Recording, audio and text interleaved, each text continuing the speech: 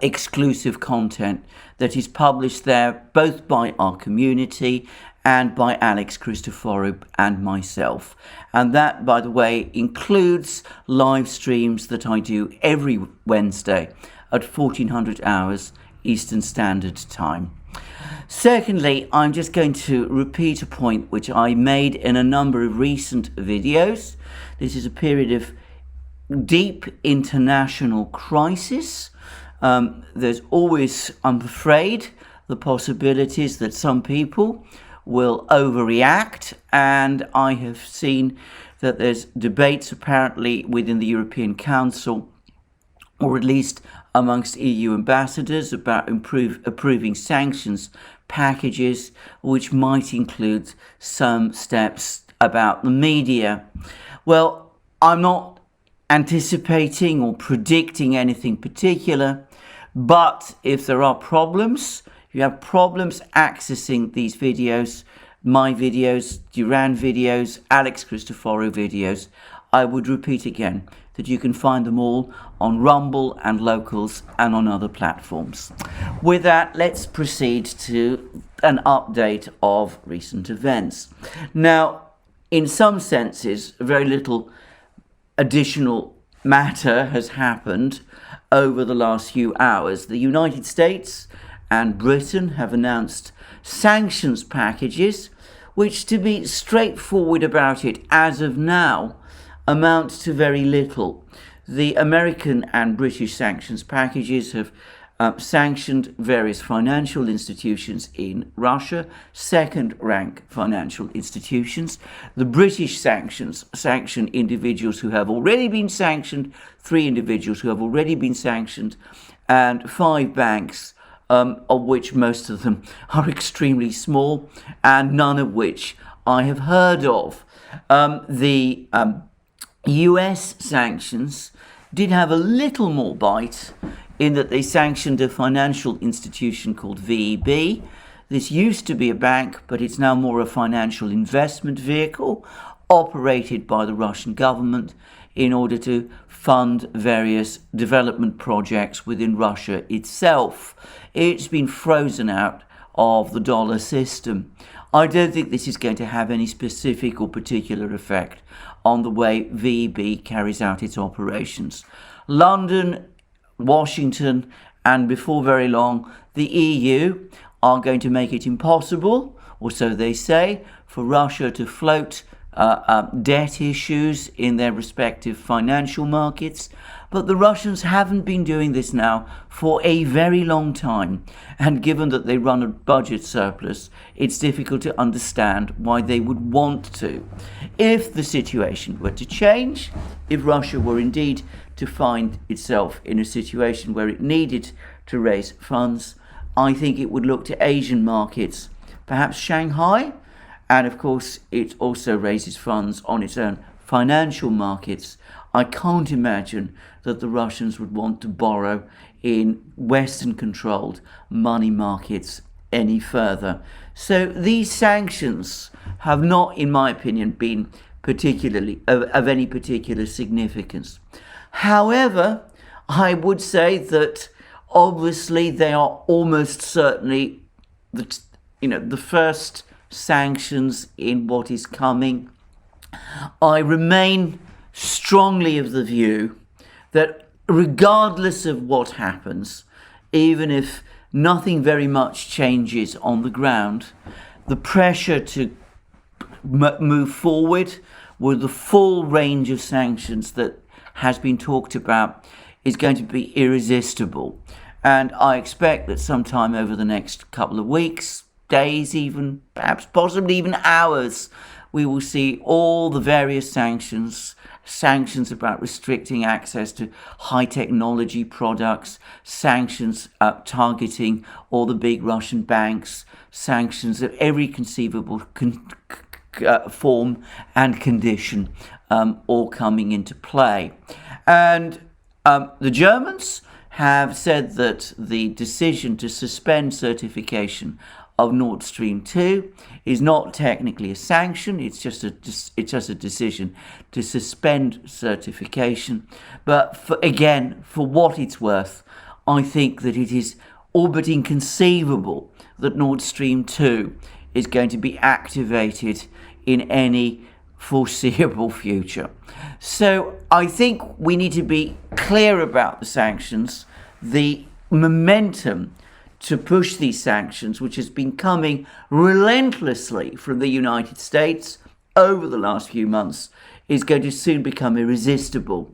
And given the power realities in Europe, I think it is only a question of time now before this full range of sanctions is imposed. Certainly the Russians themselves believe so.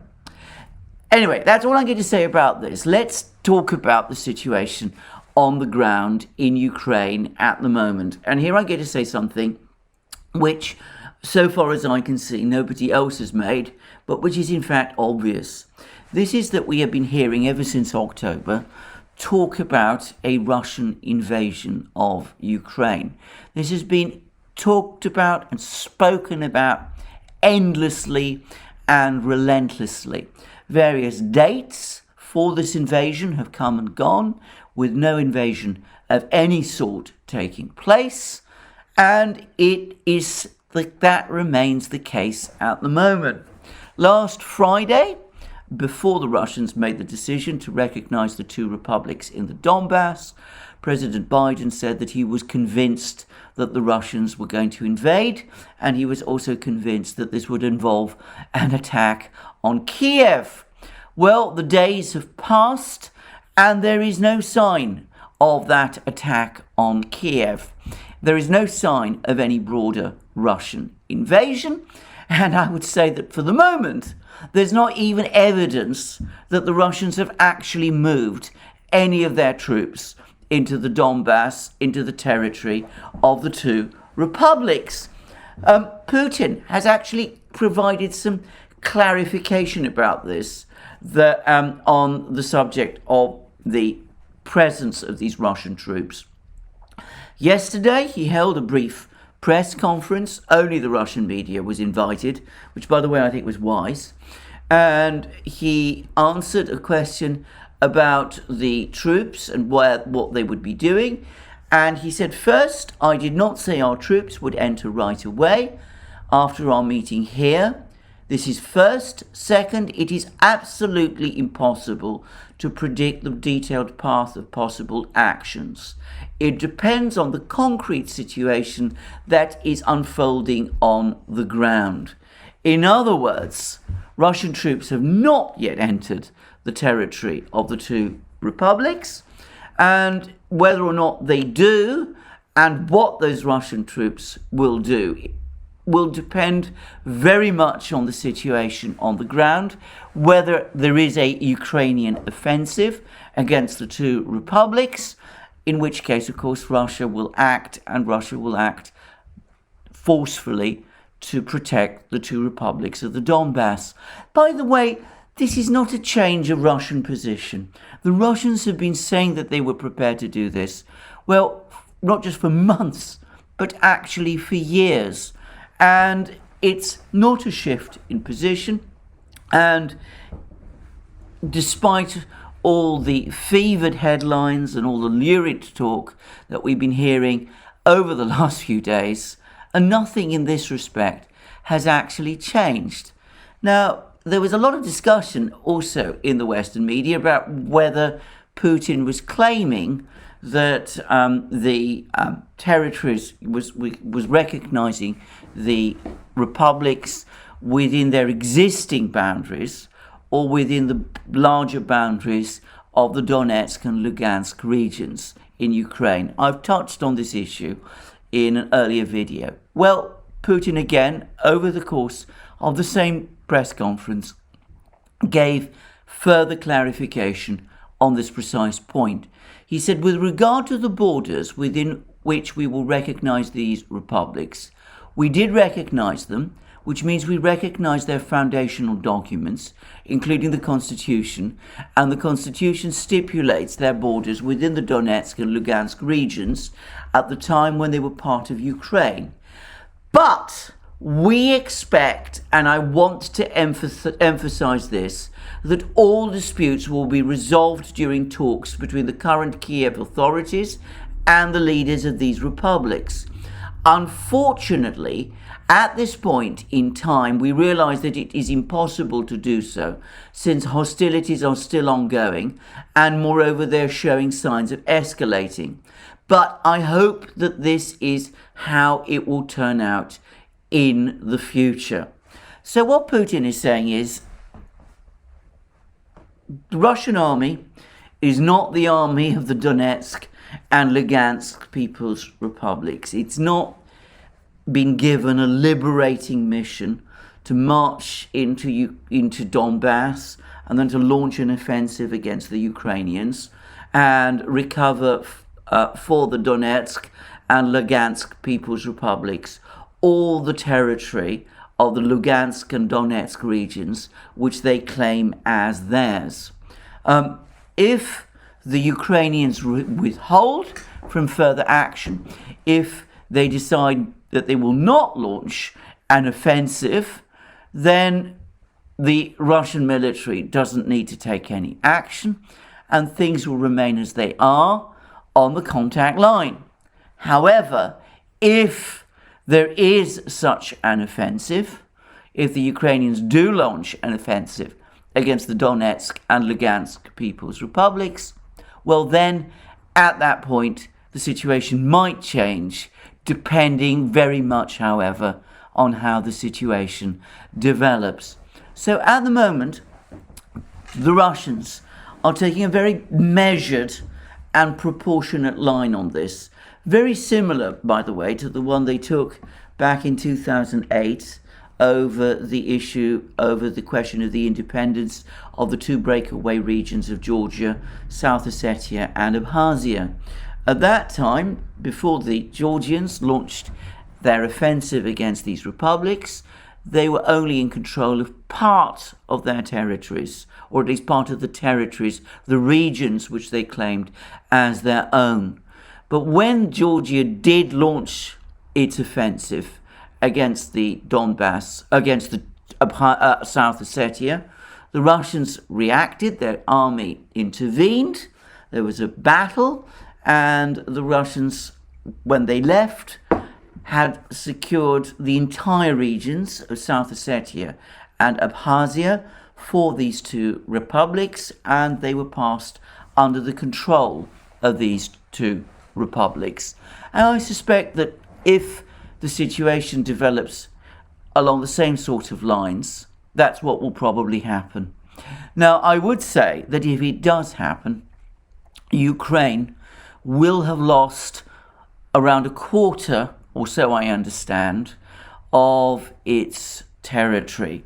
So that would be a major blow for Ukraine, and I suspect it would be a devastating blow, one which would be shattering for Ukrainian society and for Ukraine's economy, and which might call into question Ukraine's viability.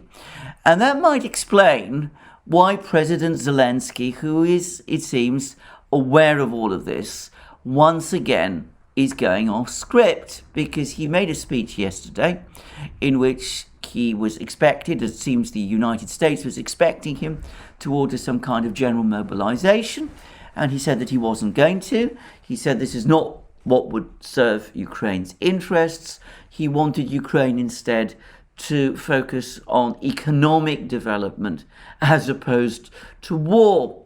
I'm sure this is not what Ukraine's backers in the West were wanting to hear, and perhaps unsurprisingly, a few hours later, an announcement did come out of Kiev that Kiev is in fact calling up 36,000 reservists. It's unclear what they're supposed to do, but anyway, that was the announcement that the Ukrainians made. And I should say that on the contact line itself, shelling is still continuing, and there's still been some incidents. I'm not going to discuss them. I know that the provenance of these incidents continues to be hotly disputed, but there are still incidents which still point to a very tense situation. But just as this mythological Russian invasion of Ukraine has not happened, much, I suspect, to the frustration of some people in Washington and London, and perhaps in Brussels also. So I must also say that this Ukrainian offensive against the Donbass republics, which has been talked about considerably for at least a week now, hasn't happened either. There's no evidence so far of such an offensive. Doesn't mean it isn't going to happen, and perhaps pressure to launch that offensive in order to provoke that Russian counter-reaction is there. But at the moment, someone in Ukraine is holding back, either because they fear the consequences or perhaps because they never intended to launch such an offensive in the first place. And one might say that the situation on the contact line is in a state of extremely volatile and very dangerous equilibrium. So one can't unfortunately say that a major battle might not come. One can't say that if that battle were to come, it might not have dramatic outcomes.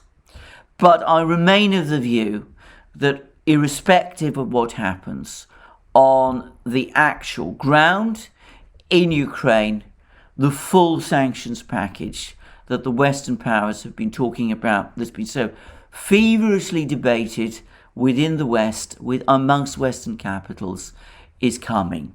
And I think, as I said, that the Russians assume it, believe it, predict it, and are preparing for it. Now, let's look at the bigger diplomatic picture. There was a meeting in the Security Council when after Russia recognized the two republics, and Western media commentary has been that Russia was isolated in the Security Council. That was not the case, and I think this is a misunderstanding of the dynamics of the situation. Certain African countries, which are extremely nervous about their own ethnic compositions and which do not want to give encouragement to possible secessionist movements within their countries, spoke out against Russia. Kenya in particular did. But I have to say Kenya has always been, or has so always appeared to me to be, very much an ally of the United States and Britain.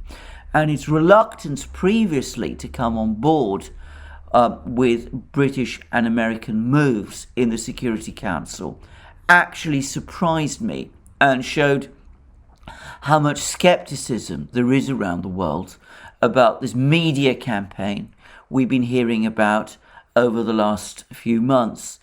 But undoubtedly, the African countries have these concerns, and I suspect that there's been a great deal of pressure applied on them behind the scenes. So they did speak out against what the Russians have done. But to be straightforward about this, I don't think the Russians are particularly concerned about opinions in places like Kenya and Gabon and countries like that. The two big powers, India and China, refused to condemn Russia. Now, I say that, and I think that is not perhaps fully understood, but we need here to understand Chinese and Indian policies. China and India have good relations with Russia, and it's quite clear that they have no intention of sacrificing or jeopardizing them.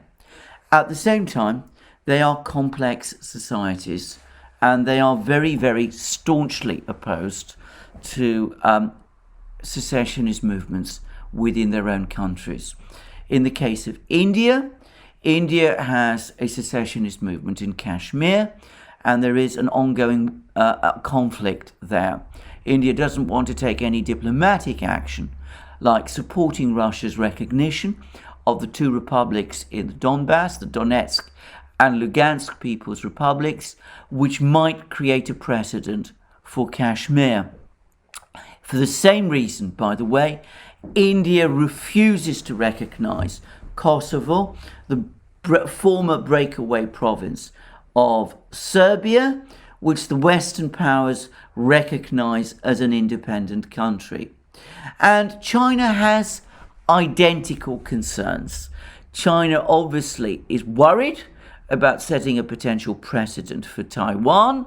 It doesn't want the Taiwanese to come and claim that they're breaking away, they're declaring independence because they are exercising some right of self-determination, which China categorically rejects with respect to Taiwan.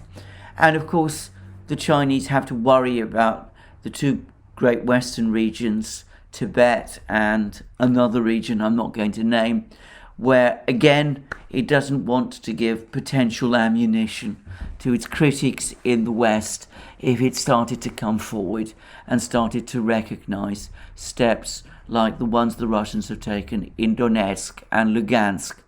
Now, the Russians understand this very well, and there is no evidence that the Russians have asked the Chinese or the Indians to take any overt step in their support. In fact, the Russians have been extremely careful to avoid any reference either to China or India in any of their public statements, because they don't want, obviously, to embarrass those governments, to put them in effect on the spot, and to force those governments to take steps which they might not want to take. So there is those issues that affect the way the Chinese and the Indians approach the situation. But if that factor is taken into account, it is clear in both cases, both on the part of China and on the part of India, where their sympathies lie. Let's first of all start with China. And there was a telephone conversation between Blinken and Wang Yi, the Chinese foreign minister, yesterday. And it reads, the Chinese have provided a readout, and it reads as follows.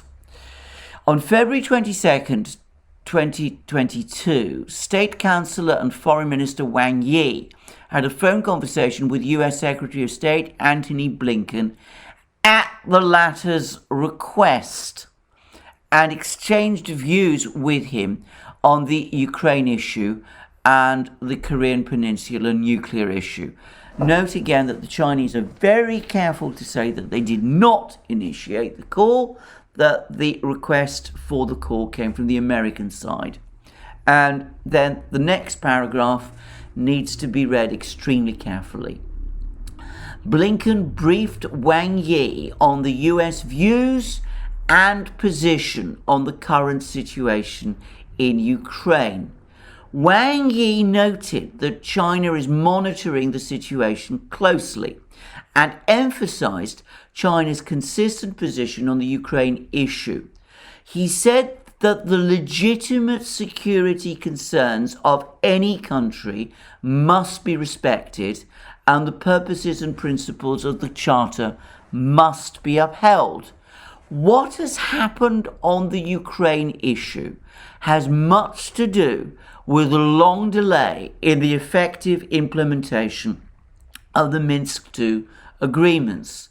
China will continue to engage all parties according to the merits of the matter itself. The situation is deteriorating. China once again calls on all parties to exercise restraint, appreciate the importance of implementing the principle of indivisible security, and de-escalate the situation and resolve differences through dialogue and negotiation. Now, that is a repeat of Russian talking points. Let's first of all unpack this a little carefully. Wang Yi said that China considers that the legitimate security concerns of any country must be respected. Any country, of course, includes Ukraine, but it includes Russia too. And he was careful to link that to the purposes of the principles of the UN Charter, rejecting again implicitly all the talk about rules-based international orders and all that sort of thing. But then he is quite clear, he's unambiguously clear about who he blames for the situation that's arisen in Ukraine now. What has happened on the Ukraine issue has much to do with the long delay in the effective implementation of the Minsk II agreements. The reason we are in a crisis is because Ukraine has not implemented Minsk II, and it's been supported in its failure to do so by the Western powers, by the United States, Britain, Germany, and France, and of course by the European Union and NATO as well. And it is they, therefore, who have ultimately caused this crisis. Minsk II provided a pathway to peace. They refused to fulfill its terms, and this is what has led to the escalation. So, though these words are very measured, they clearly throw the burden of blame for the crisis squarely on Ukraine and its Western sponsors. And then he goes on to speak later about the importance of implementing the principle of indivisible security. And of course, this relates, as everybody knows, to the issue of Ukraine's NATO membership. What Wang Yi is saying here is that it is completely inappropriate, it is entirely wrong for Ukraine to enter NATO. And again, it is this issue of Ukraine's membership of NATO, or potential future membership of NATO, which is at the root of all these problems. So these are measured and careful words. Wang Yi doesn't want to give any future hostages to fortune. They've undoubtedly been coordinated with the Russians, but they make China's position fully clear. Now, in the case of India, we have something very similar, but here I'm going to say that rather than turn to official Indian positions, I'm going to take them instead from what has been said by an ex-Indian diplomat, M.S. Badrakumar, who writes a very interesting blog, Indian Punchline, in which he explains Indian thinking, I think, very clearly. Now, I want to say in advance that Badrakumar is not a member of the Indian Foreign Service. He does not speak for the Indian government. In fact, he's been quite critical on occasions of the Modi government. But I have no doubt at all that in this, what he says here, he is expressing what is the Indian view. And he says the following: India's dilemma over humanitarian intervention is revisiting it with Russia's recognition of the two self-proclaimed Donbass republics of Donetsk and Lugansk as independent states.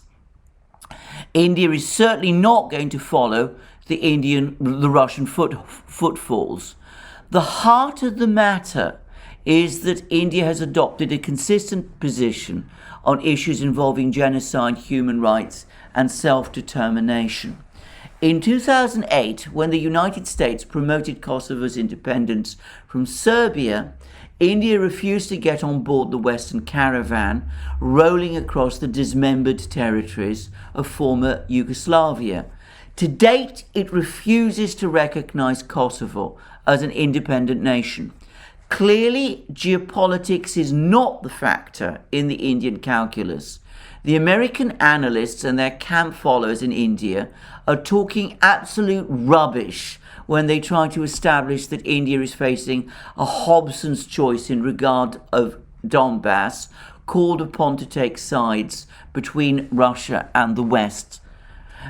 These propagandists do not recognize that this is far from Russia's thoughts, that it is far from Russia's thoughts to canvass Indian support for Donbass's recognition internationally. Russia is upfront acknowledging that it acted in self-interest and due to its special relations with Ukraine historically and culturally. Putin touched on this aspect at some length in his address to the nation last night. And then he goes on to say, India understands that Russia's compulsions are unique to it, and while India may empathize with them as a friend, it cannot and will not act upon them. In fact, there is no need to, as Donbass is not a litmus test of India's strategic partnership with Russia. It is useful to differentiate Russia's involvement in Donbass from the US's in Kosovo. The US is neither a Balkan country geographically, nor is it a Slavic nation culturally. Yet it promoted the NATO's dismemberment of former Yugoslavia without a UN mandate, and created later an independent state of Kosovo, largely due to geopolitical considerations.